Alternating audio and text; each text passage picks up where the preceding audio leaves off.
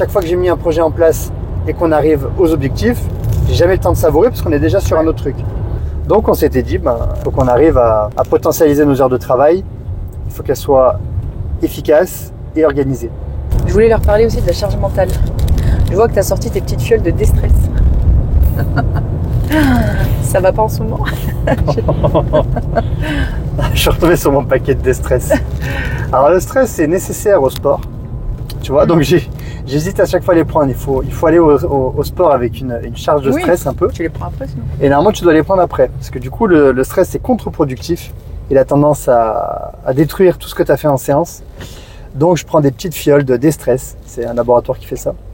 Et voilà, mais du coup, ça m'aide aussi dans le stress quotidien. Alors, c'est pas réellement le stress parce que je veux pas dire que je suis stressé comme si j'avais des objectifs de la part d'un directeur ou d'un supérieur. On a nos propres objectifs. Voilà. Oui, mais bon, c'est nos propres objectifs à nous. Voilà, on est.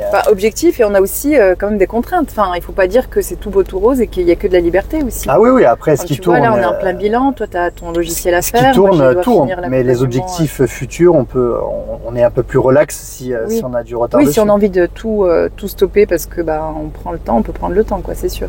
Mais après, la charge mentale, elle est encore un autre exemple concret, tu vois. Hier, j'étais avec on est en train de faire les travaux sur la terrasse. Là, on essaye de faire notre extension. Enfin, on n'essaye pas, on fait notre extension de la maison.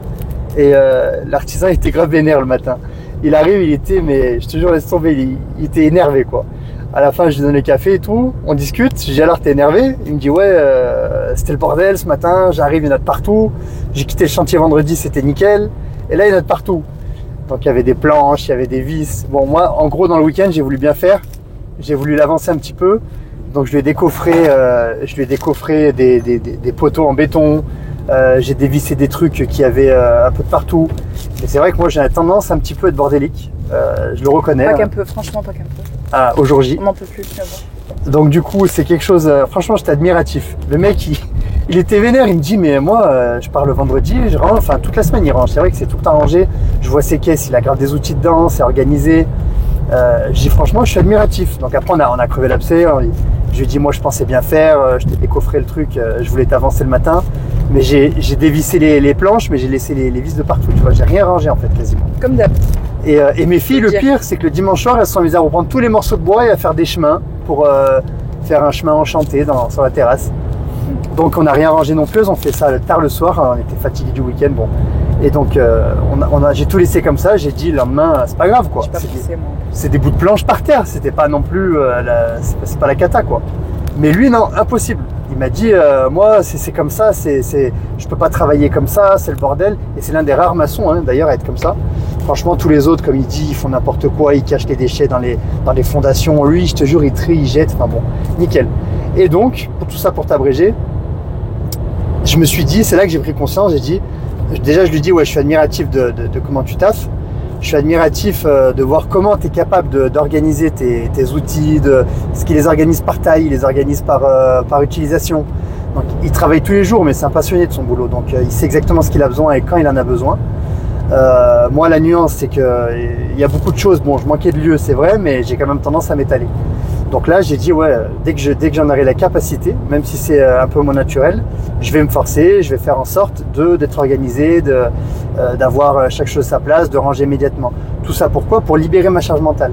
Parce que c'est vrai que tu commences quelque chose, tu le laisses traîner, tu repasses à autre chose, tu recommences une nouvelle action, tu as encore 3 actions que tu avais commencées derrière qui sont toujours en train d'attendre. C'est un peu comme ça dans la vie, tu fais ça un peu aussi. Enfin, je sais pas comment tu travaillais au bureau. Non, au bureau, je me suis un peu mieux organisé. Depuis qu'il y a Google Agenda et que je le maîtrise un peu mieux, j'essaye de commencer et de terminer. Sinon, je le commence pas. Je repousse ma tâche. Mais la plupart du temps, vraiment physiquement, j'ai tendance à commencer, à reprendre, mais plein de choses. Donc charge mentale, vraiment, je suis full quoi. Donc voilà, hier, petite prise de conscience, je me suis dit, tu vois, il y a toujours des moments où tu as des petits déclics. J'ai dit, il faut que ça change. Donc bon, déjà, il faut que je délègue toujours un peu plus parce que pourquoi j'ai des charges mentales un peu pleines? Parce que j'ai beaucoup de choses dans les appartements en tant que propriétaire à gérer. Là, on y va actuellement parce que c'est difficile aussi d'avoir quelqu'un qui puisse trimballer du lourd. Là, on doit changer des chaises dans à peu près 4 ou 5 logements. Donc ça prend de la place. Il faut les évacuer tout de suite. J'ai quelqu'un qui m'aide à faire les petites tâches, mais les gros trucs comme ça, si je lui amène pas le matériel, si je délivre pas les choses, c'est compliqué. Donc là, j'ai dit on y est, je termine.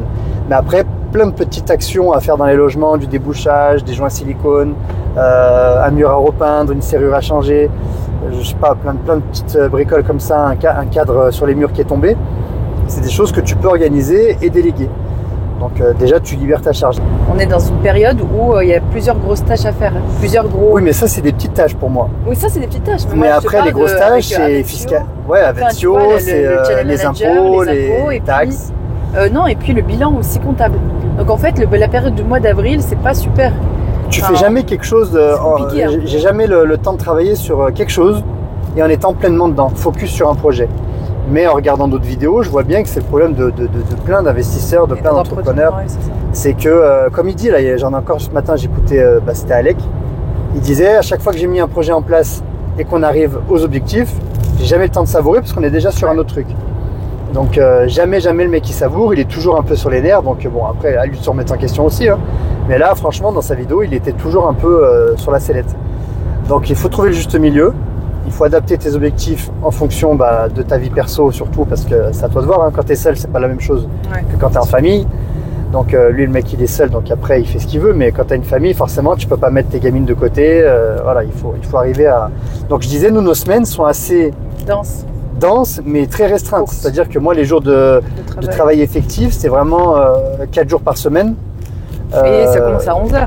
Et ça commence à 11h. Et ça doit finir à 16h. Voilà. C'est 11h, 16h. Et je bouffe le midi avec un repas adapté à mon... parce que je mange pas de la merde, donc je fais attention à tout ça. Donc c'est plein de petites choses chronophages, donc c'est vraiment assez restreint. Donc on s'était dit, il faut qu'on arrive à potentialiser nos heures de travail. Il faut qu'elles soient efficaces et organisées. Voilà, on pense que c'est le secret. On essaie de le mettre en place régulièrement, mais ça reste difficile. Hein. Et l'activité aussi infirmier que tu gères à côté est aussi un peu chronophage. Donc c'est vrai qu'il y a beaucoup de... C'est vrai qu'on a des grosses... comme on l'a dit. Il y a pas mal de casquettes, quoi. Ça doit être ça aussi qui fait qu'on a pas mal de charge mentale. Après, on s'en plaint pas d'habitude, mais il y a des périodes comme ça. Là, je vous cache pas que moi, en tout cas, et toi aussi, c'est compliqué. Le mois d'avril, bon après, on a pris une semaine de vacances là, la semaine prochaine. Donc j'espère que ça va nous faire du bien. Et en même temps, on stresse parce qu'on se dit que ça va nous ça va nous bloquer dans l'avancement de nos projets. On va perdre une semaine, mais il faut pas qu'on le voit comme ça. Faut pas qu'on le voit comme ça. Mais du coup, avant d'aller en vacances, il faut vraiment qu'on clôture tout. Pendant les vacances, si je sais qu'on va gérer 1 heure ou 2 de nos projets par jour. Et après les vacances, c'est aussi un peu compliqué de repartir. Et il faut qu'on mette un coup de cravache, surtout que c'est encore les vacances des filles. Donc voilà, c'est vrai que je ne sais pas si ça vous arrive aussi en tant qu'investisseur ou entrepreneur de culpabiliser de prendre quelques jours et surtout il y a des périodes comme ça beaucoup plus denses, beaucoup plus difficiles à gérer niveau mental. Moi, c'est vrai que des fois j'ai mon cerveau qui sature et en fait je suis tout le temps fatiguée. Donc c'est vrai que on essaie de mettre en place une bonne hygiène de vie pour pallier à ça. Et on attend que ça passe. On essaie de faire au mieux en fait, c'est ça. Il faut faire au mieux et pas parfaitement parce que ce ne sera jamais parfait. Et puis on verra bien. On ajustera au fur et à mesure. Mais le printemps arrive. Ouais, c'est vrai que ça fait plaisir. Ça fait du bien au moral.